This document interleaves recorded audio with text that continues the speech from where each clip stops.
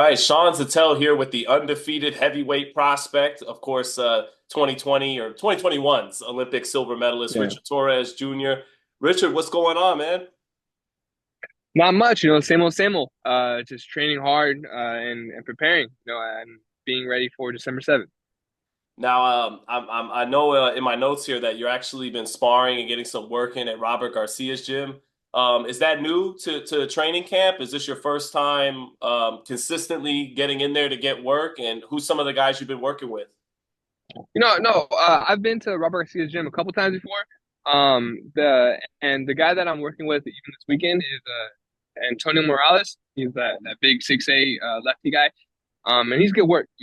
He's a big body and it's I sparred him in the amateurs and it's some good work in the pros as well. So, are you getting a chance alongside your dad and your trainer, your father, who is your trainer, to work with Robert too? Is he giving some insight and some tips here and there in the gym too, or mostly just using the gym and sparring guys in the gym?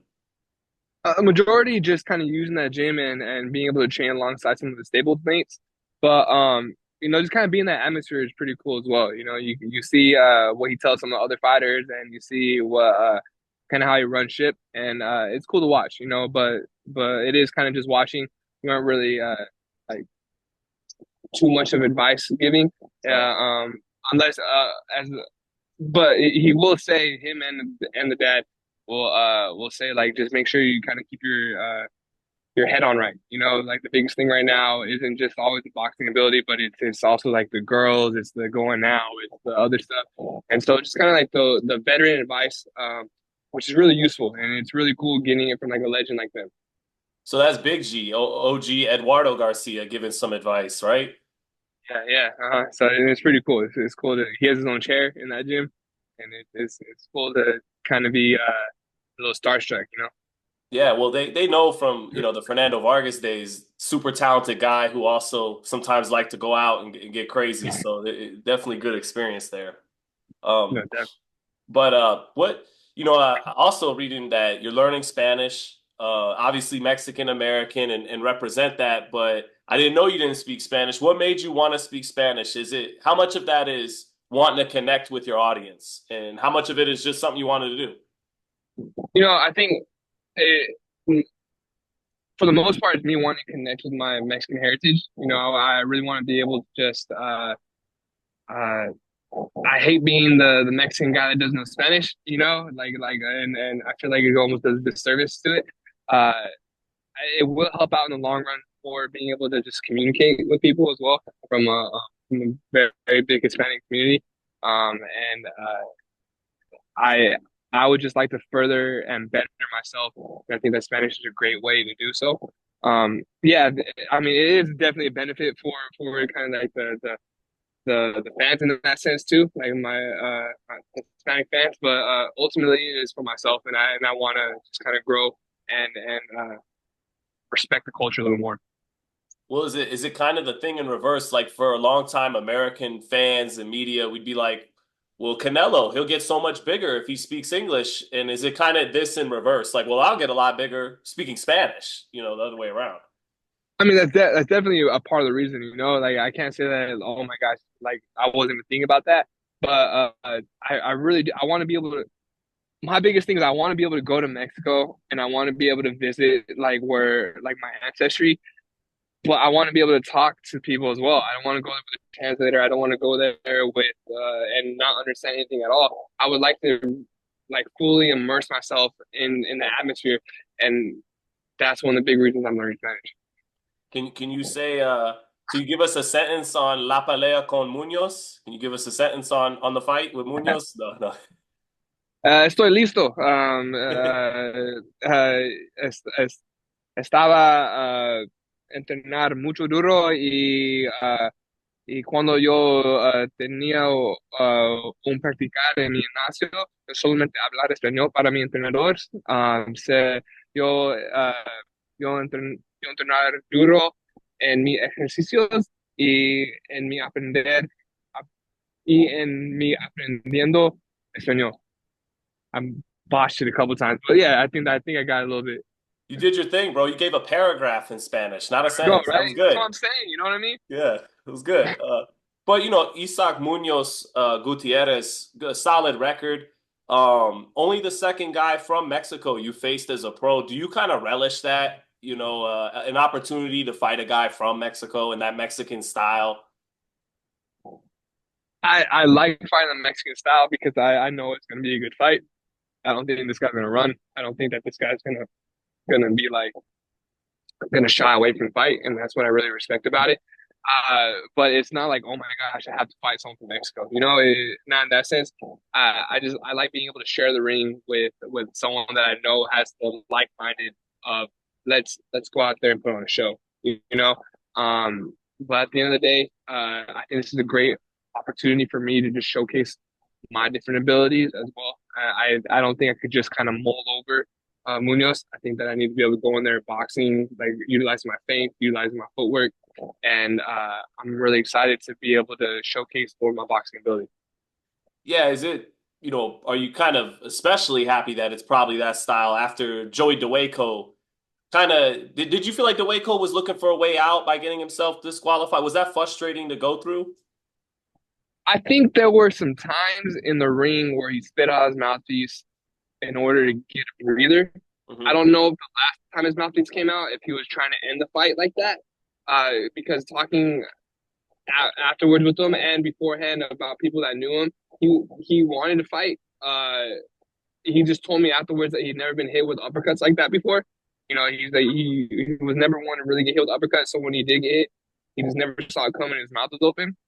Um, but it is a better move. So it's hard for me to fully say 100% either way. I would say that I think of the like 5 or 6 times he spit out his mouthpiece, maybe half of them were intentional, but I don't think he wanted to go out that way.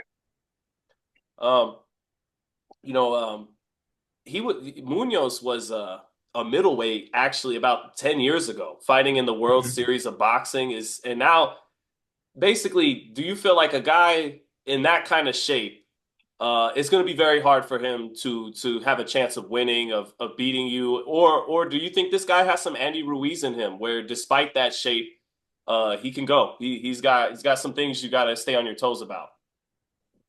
Can't lie to you. I think a lot of these heavyweights could be 160 fighters 10 years ago. You know what I mean? Like a lot of these guys, they it's hard for me to know why, but they don't really put a lot of effort into their conditioning. But with that being said, maybe one of the reasons why is because it only takes one shot in the heavyweight division, and these guys know it. And I think the same thing goes for Munoz. I think that he has a nice pop. And he might just be like waiting for the perfect shot. But I I don't I think he knows. I think he's coming for a fight, and I think he's maybe expecting me to overestimate him or something like that. Like I think the way that my past couple fights are going, he thinks that maybe I'm not training, or maybe I'm overlooking for something in the future or something like that. I'm not, like this, like this is my fight right now. This is the biggest fight I've ever had. This is the biggest fight I will ever have of 2024. So I'm not looking past him at all. And I'm really excited to put on a show. I think that because of his amateur pedigree and the WSB pedigree, uh, he really has a great boxing ability, and I'm really excited to share the ring with someone that has a boxing ability like that and throws a little bit more than like a Joey DeWitt. Speaking of shape, right? The kind of shape a fighter's in, is that do you take pride in that you got a shape more like the heavyweights back in the day, the 90s, the 80s? Like, do you take pride in that too? Like, this is how a heavyweight should look kind of thing, or Not only do I take pride in my conditioning, I take the offense when someone's not conditioned with me because that means that I trained this hard for this fight because I train hard. I train really hard. And so if you come in and you're not able to go 3 to 4 rounds, and I'm gonna make you pay even worse because that means that you didn't train to the level that you thought I could do, or you didn't train enough. I feel like underestimated if you didn't come in shape. I feel like that you thought you could just land a cool shot on me, you could get me out of there quick. So if I notice that you dip really quick, it gets me mad. It gets me upset because I know how hard I worked for this, and I'm gonna show you what a good training camp is going to look like. Gotcha. It makes me think for a second, just to detour to another fight, Benavidez and Morel. I don't know if you got to look at it, but Benavidez was a little soft a couple months out from the fight. Am I reading too much into that, or do you look at that and that helps David Morel in that fight? And just what do you think of that fight? You know, I think Benavidez is going to come out there and do what he does. You know, I think he's a fighter. He's like no matter what, I I I admire him because I think even if he wasn't in his best shape, he'd die in there. You know what I mean? Like he just kind of gives me that vibe of like no Yeah. matter what, I'm gonna throw. Like even if I'm dog tired. Uh, with that being said, you know, like I think one of the biggest keys to boxing is your conditioning because you're only as good of a boxer as you are as long as you have a tank. You know, no matter what, you could be like the number one guy in the world for one round, but if you got eight of them, you got 10 of them, 12 of them, tough, you know? So anybody that comes in shape and and had a good training camp has the ability to win that fight. So if you come in a better shape than your opponent, you are, you know, even if it's just 1%, might be all it takes, but you are a little bit more likely to win. There was this little fight in your division over the weekend, last weekend, Tyson and Jake Paul. How did you unpack that all? You know, it was like at first I was like, this is gonna be good for the sport because it's Mike Tyson and it's gonna be a lot of eyes. But I think almost the reverse happened is it was a ton so many people watched the fight and were disappointed. You know, we're disappointed with how it turned out. I think it was great for the for Kay Taylor and that fight. I think that that was able to really put on a great show for women's boxing. Um, it, you feel a little discouraged, you know, and it kind of makes me afraid of Father Time. I think that's what kind of did the most. Is like it's like, man, I really got to get in and get what's good, like while I have my opportunity, because in my eyes, Mike Tyson can take out anybody still. You know what I mean? Like just because he's Mike Tyson, and then when you see like 58-year-old Mike, my dad's 58 as well, and he's like, no, you see how he goes, I don't know if it was really like fixed or whatever, because you see how like Mike kind of stumbled back a little bit and he had the knee brace on and stuff like that. He goes, that's age, man. That he goes, that's not really like he goes, that's not really like him giving up. He goes, he's 58. And so I think it just kind of puts an importance and a punctuation on where we're at right now. You know, Richard Torrez at 25 years old, and I'm just kind of like living in that a little bit more. It really made me appreciate the now a little bit and not really look too much toward the future as I'm appreciating today. Aren't you kind of in Mike's position that he was in the 80s where you got to fight the bigger heavyweights and find a way to get underneath them and beat them in that regard? Yeah, yeah. I mean, that's what I was doing in the amateurs. That's what I'm continuing to do in the pros. And that's what I like doing. You know, it's really cool. It's really cool when you have to go up to like the to hit touch gloves right before like the fight goes out, and you got to touch like a little higher than your head almost to like just reach this guy's shoulders, and then you go back to the corner. You're like, man, this guy's tall, but it's amazing to just kind of to know that you're in the same division as him. To know that nah, man, no matter what, no matter how tall they are or how big they are, they could outweigh me by 100 pounds. I got a shot, you know, and I'm gonna put you to it. And no matter what happens, you're gonna know you were in a fight. So I really like having almost that short man complex as a 6'2" guy, you know, of being able to be like, nah, no matter what, I'm gonna get my paws on you eventually. How good does it feel to chop that tree down when you're fighting big guys? It's pretty good, man. You know, it really does. Especially when it's like when you get overlooked, you know, like at the beginning, or you get kind of like belittled a little bit, or it's like, oh, this guy wasn't meant to be here, or oh, this guy just like he's like overshooting where his expectations, and just time and time again, it's it's just proving people wrong. And I like to say that no matter what anybody else says, I'm proving the my biggest supporter right and my biggest critic wrong is myself. I'm the guy that I think I could take on anybody, but I know I have so much more to do. I have so much more to gain and so much more to prove. Uh, and so being able to tick away at in just my own mind of some guy that's really big and like take him out, it feels really good. Lastly, man, you're a great guy outside of the ring, and then like a bull in the ring, like a bull in a china shop. But as your career goes on and the competition is inevitably going to get tougher and tougher, do you like does the intensity start to ramp up inside of you, and that maybe even that meanness, that fire, whatever you want to call it on the inside that comes out on fight night, is that only growing as you go on?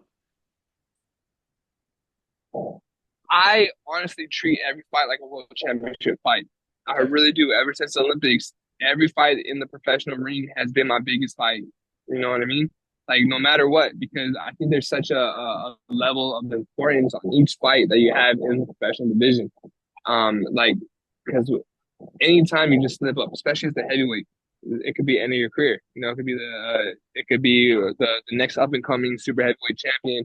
Oh, this guy was just washed out and we overhyped him. So I never overlook or underprepare. And each fight I have, I go in there with a world championship mentality and a world championship like conditioning and just level of determination. So I don't think that that's going to change too much, honestly. I think that, and I feel like that's almost beneficial to me because the way I'm training right now is the way I'm going to train for a main event. The way I'm training right now is the same effort I'm going to give for the world championship fights. And so it's not going to be a new scene. It's just going to be like kind of how we are right now. And I'm comfortable with that, and it puts me at ease a little bit. Hey, Richard, good catching up with you as always, man. I'll see you in Arizona fight night. If there's anything else you want to say to the boxing world, go for it. But otherwise, thanks for your time, man. Appreciate that. No, thank you so much for everyone that's continues to help and support me. And man, I really like getting interviewed by you. Honestly, like Oh, ever thank you. since the amateur days, dude, like it's just been awesome. So thank you for always continuing to put my hand in the ring or put my name in the hat as well. To keep interviewing me because every time I appreciate it, man. Thank you. Thank you, Richard. God